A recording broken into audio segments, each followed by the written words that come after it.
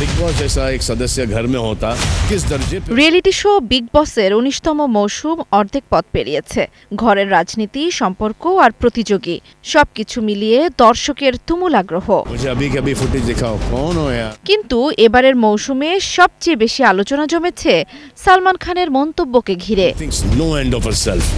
সম্প্রতি এক পর্বে প্রতিযোগী আশনুর কৌর অভিযোগ করেন সহপ্রতিযোগী ফারহানা ভাট নেতিবাচকতা ছড়াচ্ছেন।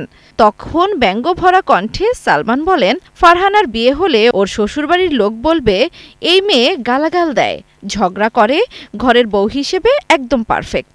এই মন্তব্যেই জ্বলে ওঠে বিতর্কের আগুন। দর্শকদের অভিযোগ, সালমান খানের মন্তব্যে স্পষ্ট নারী বিদ্বেষের ইঙ্গিত রয়েছে। সামাজিক মাধ্যমে কেউ লিখেছেন, হিনা থেকে গহর সবাইকে আক্রমণ করেছেন সালমান। অনেকে প্রশ্ন তুলেছেন, একজন দৃঢ় স্বভাবী নারী হলেই কেন তাকে ব্যঙ্গ করতে হবে? आपको फरहाना और अभिषेक की दोस्ती से क्या प्रॉब्लम है? জান্নাতুল দোলনা, ৭১।